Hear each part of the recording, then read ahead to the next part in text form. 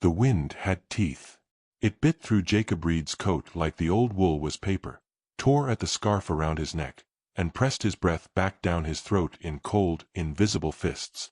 The kind of storm that made animals hunker down, that made smart men stay inside with whiskey and silence. But Jacob wasn't smart anymore. Hadn't been for a long while. He trudged up the hill behind his cabin, boots punching holes in the snowdrifts, an armful of firewood cradled against his chest. Each step sank past his ankles. He moved without hurry, without purpose beyond survival. Trees clawed at the sky in bare, black agony, and the land stretched white and unforgiving in every direction. Back at the cabin, the smoke from the stovepipe guttered sideways, harried by the wind. The structure sat like a wound on the land, ugly, patched, leaning slightly on its right side like a drunken church. Jacob pushed open the crooked door with his shoulder and let the warmth slap him in the face. Inside smelled of pine resin, dust, and old regrets. He stacked the firewood with a grunt, tossed a few new logs into the belly of the stove, and waited for the familiar crackle. The orange glow bloomed behind the iron grates, casting flickering light on the walls. A photograph leaned on the mantel, crooked, the glass cracked. A woman with a long braid, and a boy with a grin too wide for his face. They didn't look like ghosts in the picture, but they were. Jacob poured himself a cup of coffee that tasted like rust and pine needles. He drank it anyway, staring out the frost-bitten window. Snow peeled sideways across the land, wind singing a thin, high lament through the gaps in the siding. Then, he heard it. Faint. Too faint. Maybe just the wind catching in a crevice. But it came again. A cry, thin, broken, and full of something that didn't belong in the wilderness. Not fear. Not warning. Something closer to grief. He set the cup down. Another cry. Sharper this time. Less distant. Jacob pulled his coat back on and grabbed the old lantern by the door. The wick caught, weak and yellow in the gloom. He stepped out into the storm like a man stepping back into a fight he'd already lost. The sound came from east of the barn, near the frozen creek. He followed it with boots sinking deep, snow soaking into his jeans despite the wax coating. The wind fought him every step, howling like it wanted him gone. There, beneath a cluster of frost-bitten willows, he saw it. A horse. Collapsed. Steam rising weakly from its flanks. One leg bent awkwardly under it, blood staining the snow in blotches. It was a Mustang, gray with black socks, wild and wrong in this place. Frost clung to her mane and eyelashes. Her eyes were wide and rolling, but she didn't bolt when she saw him. She lifted her head instead, just a little, and cried again. Jacob crouched, lantern held low. Her breath came in ragged puffs. One hoof was caught under a branch, maybe twisted. He didn't speak at first, just stared at her while the wind screamed. "You're too far gone," he muttered eventually. "Ain't no sense in it." The Mustang blinked slow. The snow hissed against his coat. He should walk away. Let nature have her. One more dead animal in the storm, nothing new there. But something in the way she didn't fight, didn't flinch. Just looked at him like she'd already decided her end didn't matter anymore. Jacob exhaled through his nose. Set down the lantern. Rolled up his sleeves. It took time to dig the snow clear, time to snap the frozen branch and wedge her leg loose without worsening the break. The leg was swollen but not shattered. That, at least, was a mercy. He didn't speak during it. Didn't stroke her nose or whisper gentle things. Just worked with grim focus, breath steaming in the air like smoke from a dying fire. When he finally stood, sweat and snow clinging to him in equal measure, she tried to rise. Failed. He looped a rope around her neck, careful not to pull too tight. Clicked his tongue once. Twice. "Come on," he said. She tried again. Legs trembling. Managed to stand. Half carried, half led, they made the long walk back to the cabin. Jacob walked backward sometimes, pulling the rope gently, the lantern swinging from his hip. The wind had eased, but the cold was deeper now, like it had settled in, made itself at home. The Mustang collapsed in the barn the moment they crossed the threshold. Jacob closed the door against the storm and fetched the last of his dry hay, spread it out beneath her.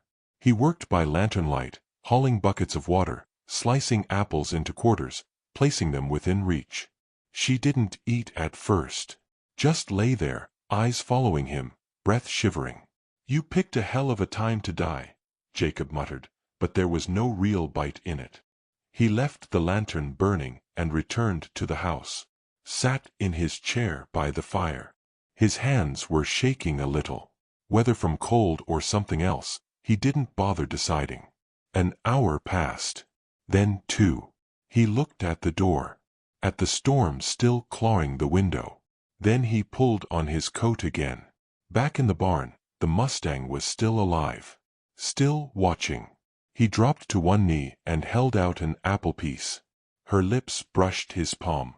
He felt it then, unexpected and unwelcome. A pinprick in the wall he'd built around himself. Not joy. Not hope. Something quieter. Older. Memory. He sat on a bale, elbows on his knees. The horse chewed beside him. "You don't know what you've walked into," he said. "I ain't a good place to be." The Mustang shifted her ears forward. Watched him without blinking. "My boy used to feed the horses like that," he added, barely a whisper. "Talked to 'em like they were old friends." He closed his eyes. When he opened them, she hadn't moved. He slept in the barn that night. Morning was blue-gray and bitter. The storm had passed, leaving the world blanketed and shining under a pale sun. The wind had softened, and the Mustang stood when he came in, trembling but upright. She nickered once. A sound of greeting. Jacob took it like a curse and a benediction both. He patched her leg with makeshift bandaging, refilled the water trough, and opened the barn doors to let in light. She didn't bolt. Just watched him, always watching, like she was waiting for him to remember something he hadn't thought in years. By afternoon, she was eating again. Slow, deliberate. Jacob sat nearby, reading an old book with half the cover gone. When he looked up, she was closer than before. Almost near enough to touch. "What do I call you?" he asked, voice dry. She flicked her tail, tossed her head slightly. He nodded. "Ash," he said, as if the word had been waiting for its moment. "You look like something pulled from fire." Ash blinked. The name stuck. That night, he brought a blanket into the barn, laid it over the hay beside her. He didn't sleep well. The dreams came again, smoke and screaming, a boy's voice echoing through rafters before the roof came down. He woke before dawn and watched Ash breathing in the soft dark. Still alive. Still here. The days passed like pages turning slow. Ash limped at first, stayed close to the barn. But she never tried to leave. She followed Jacob when he chopped wood, stood nearby while he hammered a loose board back into place. She'd never been broken, he could tell that, but she wasn't wild, either. Not anymore. Something had shifted. So had he. He cleaned the bridle that had sat untouched for 2 years. Brushed the dust off the saddle but didn't use it. Not yet. Ash wasn't ready, and maybe neither was he. He started clearing the corral, digging out the snowdrifts, replacing rails broken in the last storm. His hands worked with quiet determination. He hadn't rebuilt anything in a long time. But the wind had changed. And the world, maybe, was watching. He didn't speak much. But when he did, it was to her. Telling stories in half-formed fragments. About his wife singing, the way his son used to race the dogs to the river. About nights around the fire, boots kicked off, laughter filling the air like smoke. Ash listened. Or seemed to. And one morning, as the sun poured pale gold across the snowy plain, she walked to the edge of the corral and stared east. Toward the hills. Jacob followed her gaze. She didn't whinny this time. Didn't cry. But something passed between them, quiet and solemn, like an unspoken oath. Jacob's breath misted in the cold. Ash took a step forward, stopped, then looked back. "Something out there?" he asked. She didn't move. He walked to her side. The wind shifted, brought a scent he couldn't name. Something metallic, distant, wrong. Ash pawed the snow once. Not fear, not pain. Invitation. Jacob looked to the hills again, his heart beating a little faster now. Whatever waited out there, it wasn't finished. And neither was he. The snow had softened under a few days of weak winter sun, but it still crunched like brittle glass beneath Jacob's boots. Ash moved beside him with a cautious grace, her limp improved but not gone. Her breath puffed out in small, rhythmic clouds. She no longer flinched when he touched her flank, no longer shied away from the sound of his voice. She was part of the land now, and in some strange, unspoken way, part of him too. Jacob had taken to leaving the barn doors open during the day, letting Ash wander the cleared corral while he worked. She never strayed far. She'd stand in the pale sun while he sawed firewood or mended a post, her ears twitching in rhythm with each creak of the blade. Occasionally, she would look at him with those endless dark eyes and just watch. Not curious, not fearful, as if she were waiting. The unease came gradually. A gut feeling first, subtle, like a splinter under the skin. Then a sharp scent on the breeze. Something foreign and dry, like old blood on rusted steel. Jacob noticed it one afternoon while hauling hay from the back shed. Ash had stopped grazing and turned toward the ridgeline. Her head lifted, her body still as a statue carved from fog and storm. Jacob followed her gaze. The hills rose in a quiet curve, snow-swept and empty. But something about them felt different now. Not just cold. Hollow. As if the wind that drifted from their heights carried secrets instead of snow. Ash stepped toward the fence and neighed, low, drawn out, almost mournful. "You see something I don't?" Jacob murmured. She turned her head to look at him, ears flicking once. Then, without warning, she turned and walked straight through the gate he hadn't remembered leaving open. "Damn it!" he hissed, dropping the bale of hay and stumbling after her. She didn't run. Didn't gallop or bolt or vanish into the woods like a wild thing returning to its freedom. She walked, one steady step at a time, like a creature with a purpose. Jacob followed, the snow grabbing at his boots, his breath already tight in his chest. They passed the tree line. He hadn't gone this far in months. Maybe years. The landscape unfolded in slow, desolate waves, rock, snow, the skeletons of summer bushes weighed down with frost. Ash didn't pause, not even when they reached the narrow draw that led into the ravine. He almost turned back then. His ribs ached, and his breath burned, and the sky had begun to turn a darker shade of gray. But Ash kept going. When he saw the first sign, he stopped so suddenly his boots skidded. A strip of canvas, flapping lazily from a branch. Faded, sun-bleached, edged in rime. He pulled it down, turned it in his hands. It was from a wagon. He recognized the stitching, the leather loops meant to secure it over ribs of bent wood. Ash snorted behind him and pushed past. The ravine widened. What remained of the wagon sat half-buried beneath a crust of snow and broken limbs. One wheel had shattered. The other leaned at a mad angle. Crates spilled from the bed like the bones of something once alive. The canvas cover had been torn down in long, deliberate strips. Ash approached the wreckage, her movements suddenly delicate, reverent. Jacob circled the site with his eyes narrowed. The snow wasn't untouched.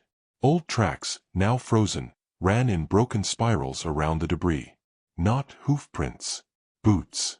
Several. Some small. Some heavy. He stepped closer, crouching by a torn burlap sack.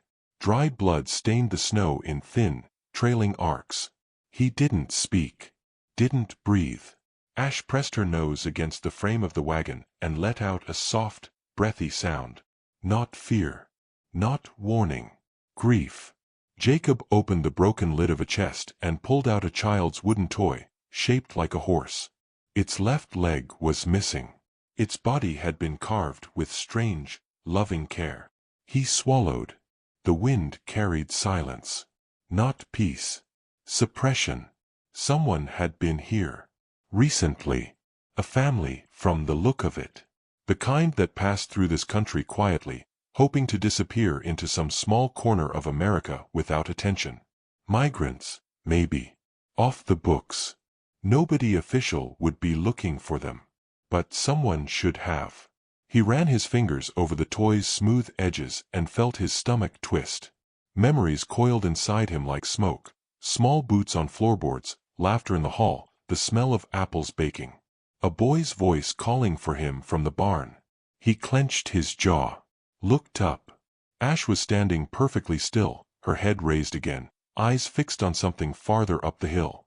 Her body quivered, not with cold, with tension. Jacob turned.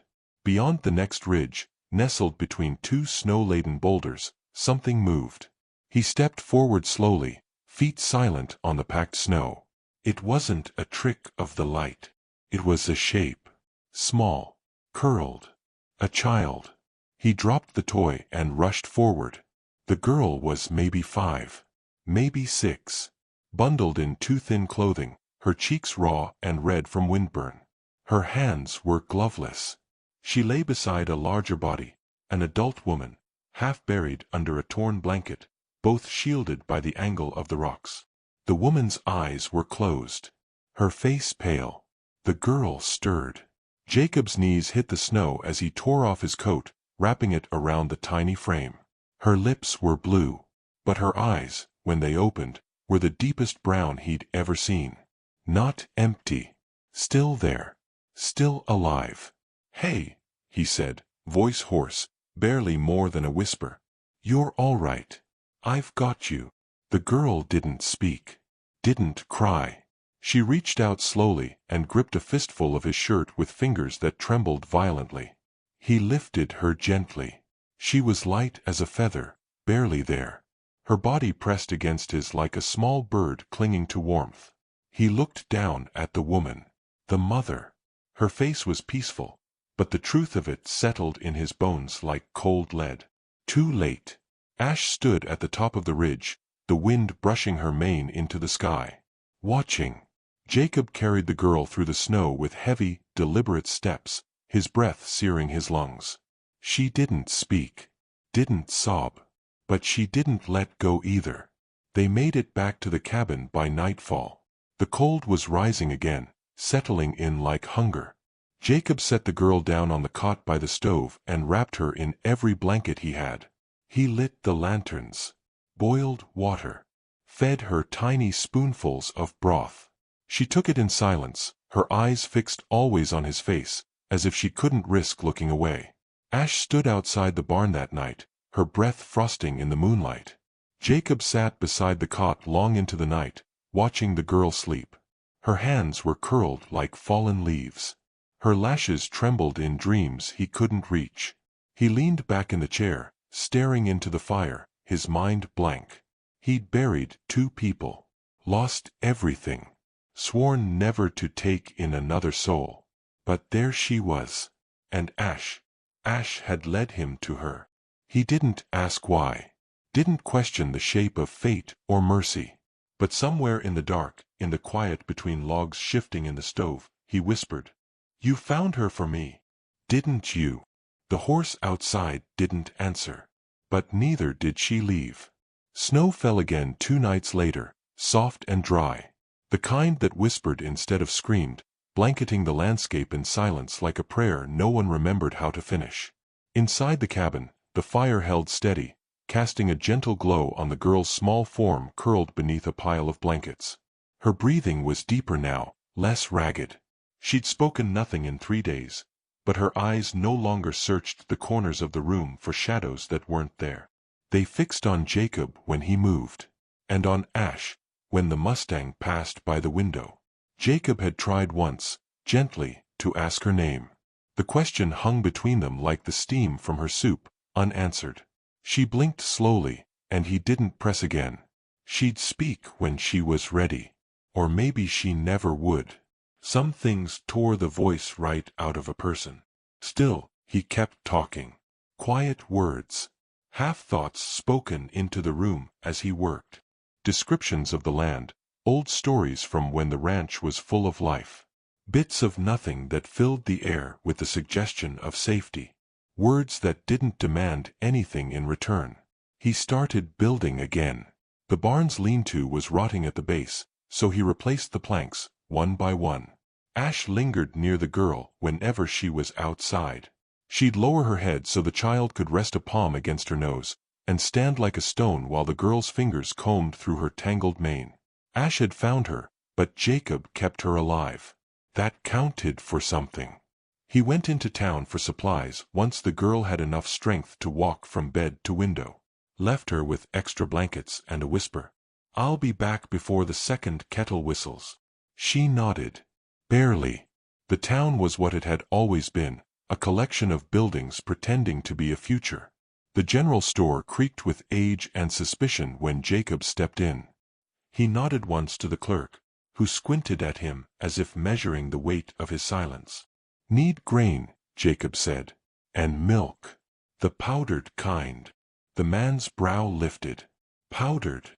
For a child. The pause was long. Then, the man turned and began stacking cans into a box. Jacob noticed the sheriff outside the post office, leaned against his squad car with a toothpick between his teeth and a hat that had never seen honest sweat. Sheriff Lane saw him, of course. Nodded. Approached. "Didn't expect to see you off the mountain." Jacob didn't answer. Lane chewed the toothpick a little, glanced at the truck. "Heard you've got a horse. Wild one." Jacob met his eyes. "Found her in a snowdrift. Storms pulled all kinds of things out of hiding." Jacob didn't blink. "Some get found." The sheriff shifted. "That so?" He wanted to ask more. Jacob saw it gathering behind his eyes, behind the badge polished just enough to be noticed. But something in Jacob's face must have made him rethink it. "Snow'll get worse come January," Lane said instead. "You need anything, you know where to find us." "I don't." Back at the cabin, the girl was sitting up with a blanket around her shoulders, watching the window. Ash stood just outside, her breath fogging the pain. The moment Jacob stepped through the door, the girl rose and walked straight to him. Didn't speak. Just leaned into his side, arms loose, as if she weren't entirely sure how hugs worked anymore. He let his hand rest on her back. No words. That night, he watched her sleep and felt something like pressure in his chest. Not pain. Not yet. But a weight. A knowing. People would come looking. Or they wouldn't. And if they didn't, it meant worse things than abandonment. He cleaned the rifle the next morning. Slowly, methodically. Not because he expected trouble, but because he understood it was already on the wind. Ash kept walking the same trail toward the ridge, then stopping, looking back, ears forward. Every time, she returned. But every time, she pushed just a little farther. On the fourth day, Jacob followed. The snow had settled into a crusty glaze, easier to walk. Ash led them through the ravine again, past the ruined wagon, now partially buried. Jacob stopped only once, kneeling by the spot where the girl had been found. He said nothing, just bowed his head. Ash didn't pause. She pressed forward until the ravine bent, narrowed, and then opened to a new path Jacob hadn't seen before, hidden behind a rockfall that had shifted with the thaw. He climbed after her, hand on the rock for balance. And then he saw them. More tracks. Barely visible, but present, boot prints, wide and deep. Several sets. Leading west. And more blood. Not pooled. Not fresh. But not old, either. He knelt. Brushed the snow away.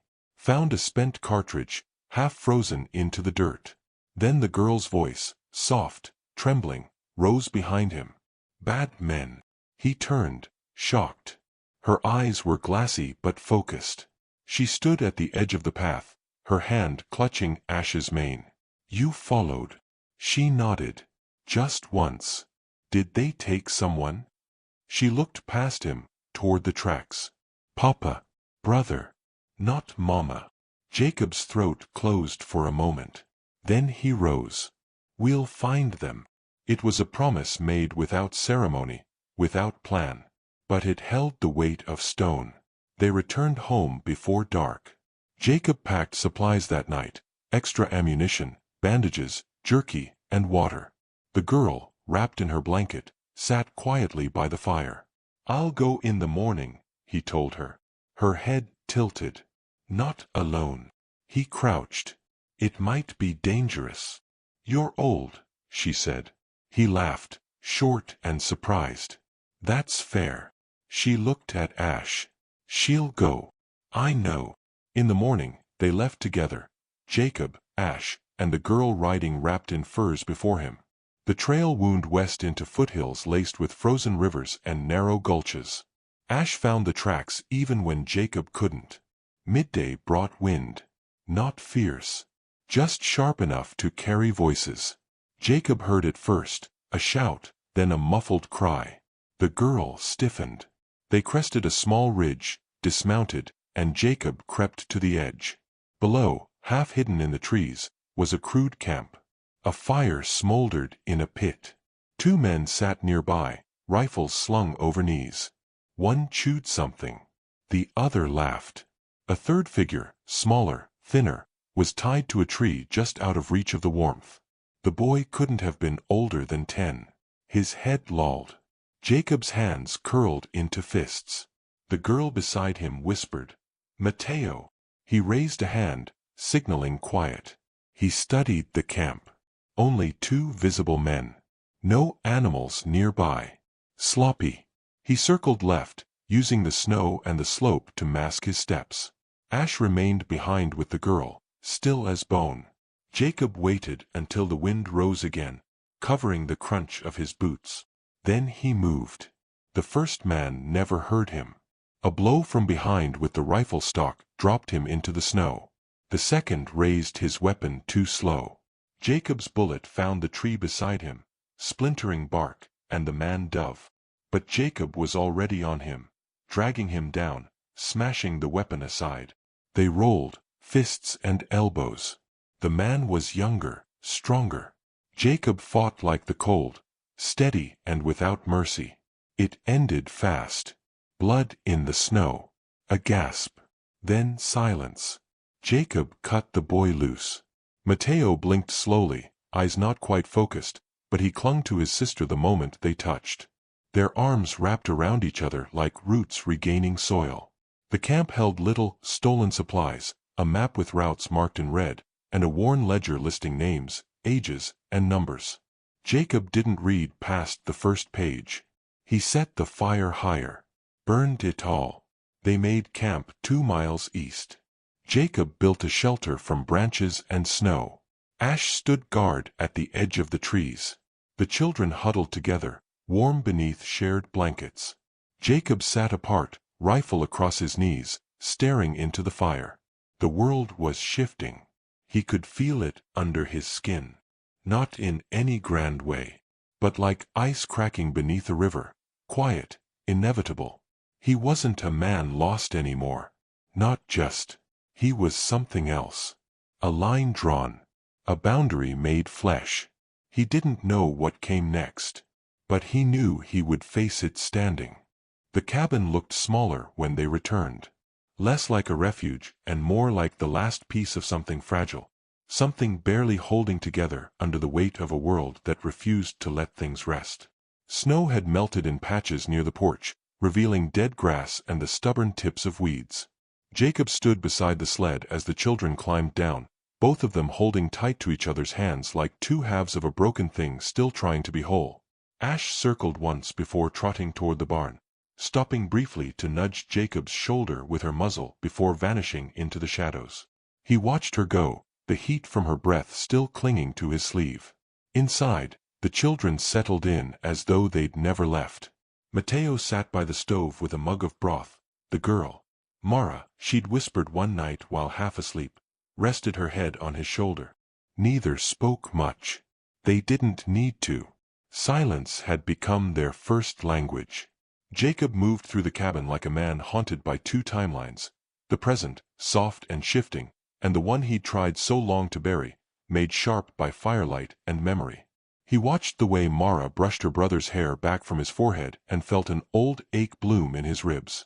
Love that quiet was dangerous. It made you think you could hold on to something. The next morning, a truck appeared at the edge of the tree line, tires crunching over frost-hardened earth. Jacob spotted it from the porch and stepped inside for the rifle. By the time the engine cut, he was already standing on the steps, eyes locked on the figure that emerged. Sheriff Lane. He raised a gloved hand, lips pursed in something between a grimace and a greeting. Got word you were seen out past county line. Jacob said nothing. Lane adjusted his belt. Heard a couple of men turned up in the river 2 towns over. One had a busted jaw. The other didn't have much of a face left. Still nothing. You wouldn't know anything about that, would you? Jacob's eyes narrowed just slightly. Snow covers a lot of things. Lane gave a tight smile. That it does. A long pause. I heard rumors. About a family passing through. Vanished in the hills. You find someone. Jacob didn't move. Lane sighed and looked toward the cabin. You planning to keep them? They're not cattle, Lane. No. They're evidence. Jacob took one step down. You planning to take them from me? The sheriff shifted his weight. No. I'm just saying, people might ask questions. The kind you don't want to answer. I don't answer to people like that. Lane's eyes flicked toward the barn. Ash stood just inside, her head just visible beyond the doorframe, watching with ears forward. You've changed, the sheriff said after a moment. I remembered who I used to be. Lane scratched his jaw. And who was that? Jacob didn't answer. The sheriff turned, made his way back to the truck. Just make sure the kids stay warm, he said, climbing in. This winter's not over yet. As the truck disappeared over the rise, Jacob exhaled. It felt like letting go of something he hadn't known he was gripping. Days passed in slow, careful rhythms. Jacob taught Mateo how to stack wood, how to trap rabbits without breaking their legs. Mara helped with cooking, her movements growing more confident each day. She laughed once when a pot boiled over, and Jacob had to step out of the room for a moment. Not because it upset him. Because it didn't. Ash kept watch like a sentinel.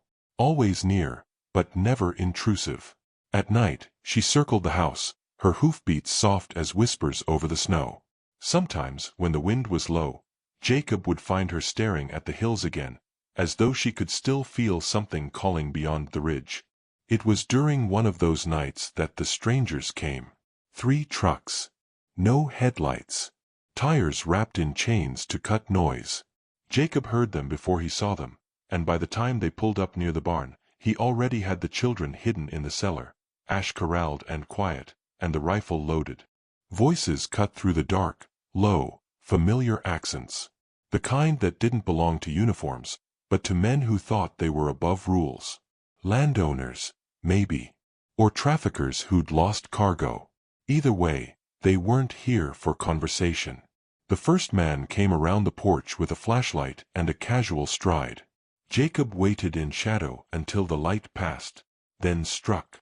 A blow to the gut dropped him, and Jacob dragged the body behind the woodpile. 2 more advanced toward the barn. Ash snorted loudly, stomping once.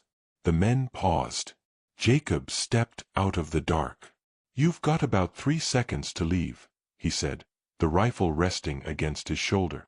Those kids don't belong to you, one of the men said, voice smooth like an oil spill. We've got claims. Jacob's jaw tightened. This isn't a sale yard. They're illegal. That makes them property. They're under my roof. That makes you complicit. Ash stepped into the open behind them. Her eyes caught the moonlight, glowing pale and eerie. One man reached for his hip. Jacob fired. The shot hit the ground inches from his boots, but the message landed deeper. The men froze. Then cursed. Then backed away, dragging their wounded pride with them. We'll be back, one spat. I'll be waiting. They left a scar in the snow behind them, tire tracks stretching into the dark like claw marks across clean paper. Jacob stood outside until dawn, the rifle across his knees, Ash standing beside him like a wall of muscle and fury. He didn't speak, just watched the sky shift colors. When the children climbed out of the cellar, Mara ran to him and wrapped her arms around his waist without a word. The days that followed were sharper, tighter. Jacob reinforced the doors, set tripwires at the edge of the tree lean, taught Mateo how to fire a rifle. He didn't sugarcoat any of it. Survival wasn't about fair. It was about staying when others wanted you gone. Mara found Ash in the barn each evening, brushing her coat with a piece of broken antler. The horse would nuzzle her shoulder, and the girl would hum something soft, something in a language Jacob didn't understand. He didn't ask her to translate. Some things didn't need interpreting. One evening, as the first hints of spring melted into the wind, Jacob walked out to the barn and found the children sitting on the edge of the corral, staring out over the plains. "You ever want to go back?" he asked quietly. Mateo shook his head. Mara didn't answer, just leaned into her brother. "This land's hard," Jacob said. "It'll never stop testing you." "We're used to that," Mara said softly. He nodded. "Then you'll do just fine." The sun dropped lower, gilding Ash's mane in gold. She stood at the edge of the fence, her gaze once again fixed on the horizon. That night, Jacob dreamed of the fire. But this time, when the flames rose, the barn didn't collapse. Instead, Ash walked through the smoke, carrying the children on her back, unburned and shining like something holy. He woke with tears on his face and didn't wipe them away. Spring came in pieces. First the thaw, then the birds. Then the long-lost green of stubborn weeds clawing their way through frostbitten soil. Jacob rebuilt the front porch, plank by plank, with Mateo handing him nails and Mara holding the level. Ash grazed nearby, never straying. When the sheriff came by again, he didn't get out of the truck. Just waved. Jacob waved back. No words needed. One morning, Mara brought him the old photograph from the mantel. It had been cleaned, the cracks smoothed with careful fingers. She handed it to him like an offering. "Is this your family?" she asked. It was. "They still are," she said, "even if they're not here." Jacob looked at the picture for a long time. Then he stood, took a new nail, and hung the photo beside the door, so it would catch the light every morning. The final scene came without ceremony. Jacob on horseback, Ash beneath him, Mateo riding behind, arms around his waist, Mara in front, pointing at something in the distance. A hawk, maybe. Or the future. They rode across the ridge with the wind behind them and the valley wide and waiting below. No destination. Just forward. Always forward.